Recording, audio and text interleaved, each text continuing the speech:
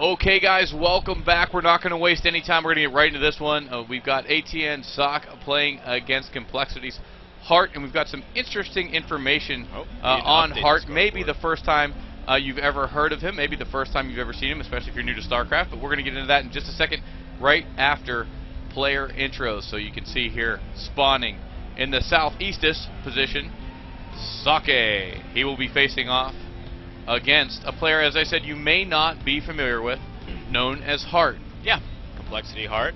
I've had the wonderful pleasure of casting him many without times. even realizing it. Yeah, without realizing, because he plays under a Korean Smurf, or sorry, a North American Smurf account called Maynard, and for a while we're like, well, is that?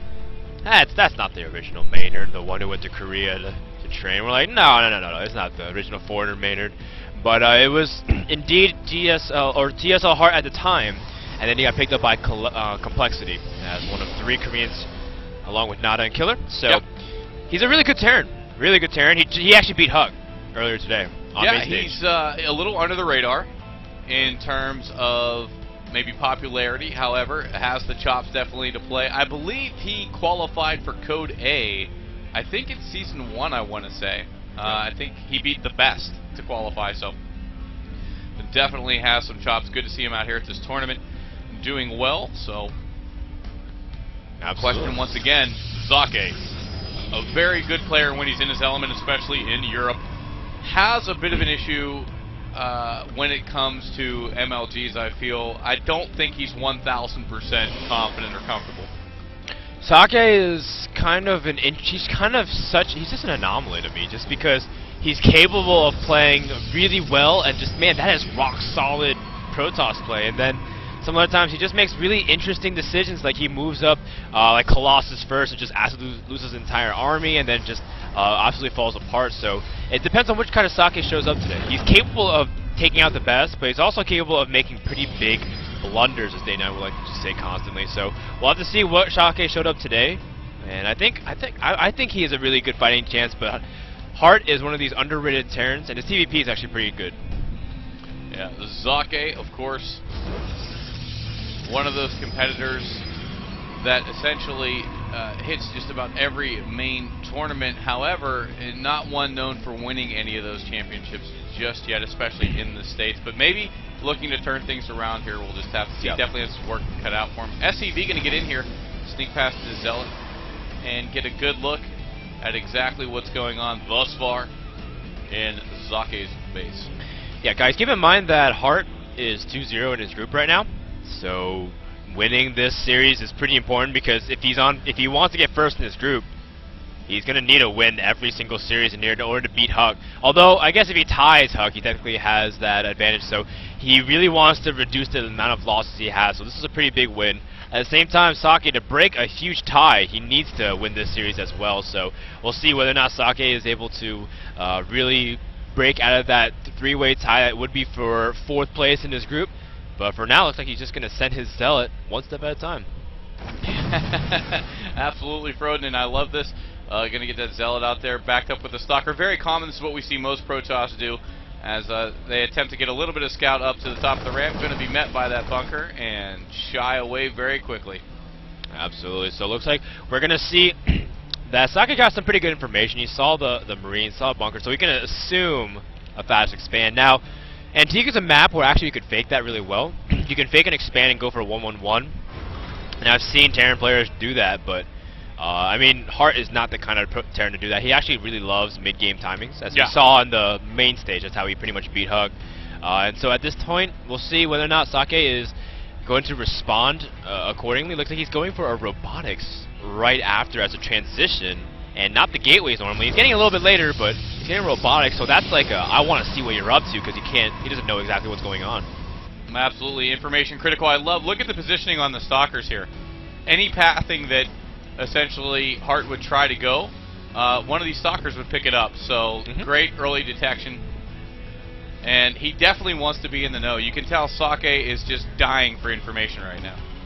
Absolutely. So looks like Socke, if he gets that information, then he'll know how to react, and from there you can't really predict what Socke is going to do. I've seen Socke do crazy stuff in the past over this MLJ. I've seen him go Phoenix DT and I've seen him do like pretty crazy zealot timing, so it's pretty hard to exactly say what Socke's style is, but for the most part, he's willing to experiment and see what's up. But in the meantime, he's going to lose one of these stalkers, and at the same time, Hart is getting out some positions, so revealing that kind of army is actually really important too, because he sees no concussive shell either. Absolutely, and right now, Into going to beat it back, check, tag up at the Xel'Naga. Hart really just pursuing that stalker. And we'll cease the engagement at that point. And look at this, Observer. So just as his stalkers get the info on a little bit of the composition and what the upgrades are, right in time for this Observer to make his way over into the base.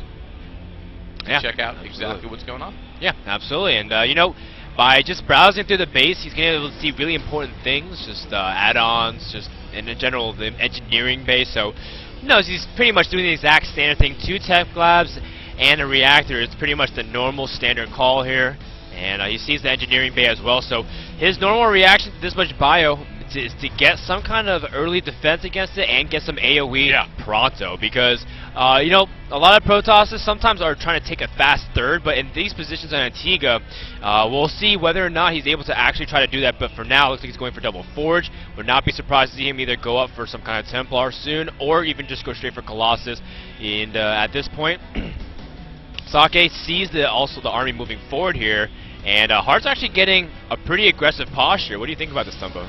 Yeah, Froden, you know, he's really moving forward here and looking quite relentless as he goes, but I don't know. I mean, look at the unit spread right now for Socke. I mean, he's got sentries there. He's got an Immortal here. There's not really anything that Hart can do. So he's decided to go pick on this debris, because essentially the debris doesn't shoot back. Ooh. So he's got, but then that's what I wanted to see the puzzle do actually in the other game. Picks off that Observer, and that's key. So, actually, look at this. Going to reposition his army. Socke, one step ahead.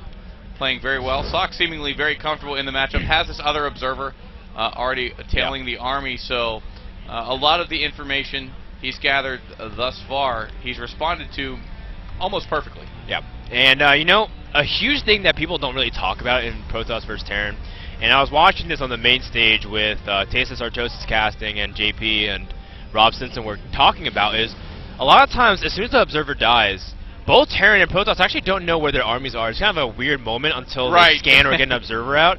And so you kind of have to trust your immediate instinct and also think what's the best possible move. So Socke moving his army up to protect this third was the best possible move for him, because if he goes to natural, I can cut him off before he escapes. But the idea is, as long as he gets a best position available, like in chess, everything else will be suboptimal and you'll be caught out of positions. And Protoss, especially with this kind of army with Immortals, positioning is vital. Yeah, absolutely. We know we did have a recent, not so recent actually, upgrade to those Immortals, adding a little bit of range to them as well, but still positioning with them quite clutch and key. So here's the thing. Essentially, Socke has had time to get almost full energy on every one of those sentries, so that's going to be quite critical in the upcoming engagement here. Scan going down, and that means more than likely followed by aggression. But you know what? While he has combat shields, well, hold that thought though. Drop going into the back of the base of Socke. So this is really, really smart here by Hart. He's actually going to pick apart these units here, and it looks like we see more units coming in for reinforcements into the main. But these sentries are full energy, but it's not going to be able to actually do anything. Units warped in are immediately killed, and Hart should evacuate at this point. Beautiful drop here by Hart, only losing 2 Marines throughout the whole process while pressuring the front. Good split here also by Socke, actually. A lot of Protosses, they bring their entire ball everywhere, and they're not able to really respond appropriately to multi-pronged attacks, but Socke with a good job there, and even did a nice little trick of sending all his probes to the assimilator. Yeah, 17, that's a lot to fit in one assimilator, but you know what? Let's make sure to stack them up, keep them safe. Look at this. Wow. Another drop on the way, heading toward Socke's base. Well, something really important to note is that he has 4 medevacs, so that's pretty much almost his entire army here, at least the ones mobile out here. So this is a huge investment by Hart, and in fact, oh my goodness, there's so much SimCity around here to the point where it's going to be really inefficient for those charge lots to even get to the army. So Hart's going to do a really good job here picking off units, and it looks like he's just going to abandon a couple of units, but a lot of damage has been done, taking out pylons, assimilators, important units, and the most important thing is keeping Protoss in their base, so that way his third is unharassed, unmolested, and protected. Absolutely, and able to expand behind this as well, as you can see. Command center, 3/4 of the way done. good use of the drop, good taxing of Socke's multitasking ability there. Yep. So very, very pleased with that, obviously, as he gathers toward the center of the map. Happy in the position he is currently in. So Socke, while he did such a good job in the first couple minutes of defending so well, starting to really get taxed here by Hart. So Hart proving to be a player that you really need to respect and take seriously. However, you know, Socke not taking any risks thus far, and really giving a lot of respect. Big Stim going down, just not enough units here. Yeah. I don't feel for Socke to engage this the way he wants. He tried to use force fields to disengage, but as a result, lost his ability to defend expansion.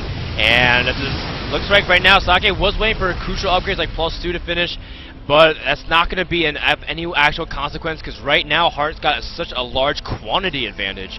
As you can see, 154 supply to just 110. And looks like we see another stim here from Hart, but the Moles are out of position. Tumba, that's a pretty invaluable piece to the defense here for Protoss. And oh man, even losing a Templar, this is very, very damaging to Socke's ability to defend this. Things going from bad to worse for Socke here. Not much good things to report for him. However, Hart couldn't be happier, as you can see, currently just massing a bigger and bigger army. More medevacs, as well as combat shield and marauders in that mix. That's quite the scary army right now, enjoying a supply lead of around 50 to 60 supply. So that is really indicative of the way the match has gone thus far, Froden.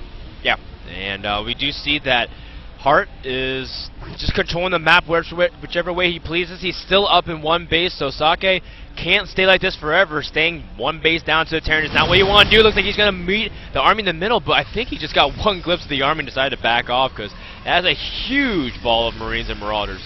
That's a whole lot of bullets. Yeah, and grenades.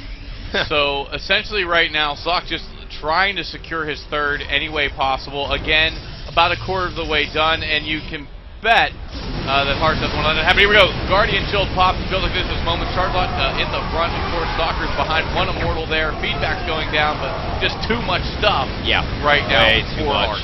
No AoE. EMPs were great and on the money for Hart. He disabled a lot of the High Templar and the Immortals.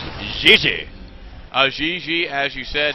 So, really... And what happened to our camera? And as our camera has elected to abandon ship currently. Allow me. What happened? I'm not getting any prettier the closer I get to the camera, but if you bring up the full screen graphic, we can go ahead and adjust that as we get to the next game. So, we saw right there Hart, a player not to be trifled with, obviously, and Socke really doing his best to open as safely as he could. Yeah, I mean, he tried to basically do a very standard kind of expansion build, but unfortunately, Hart was just able to really pick him apart through great decision-making, great troop movement. A very underappreciated thing about mobility in general is things like Mutalisks, Zerglings, Bio, for example. Those kinds of mobile playstyles, movement is so important, and that's what separates the good from the best. Absolutely. Yep. And getting into the next game, the map will be Tal'Darim Altar. The countdown has begun.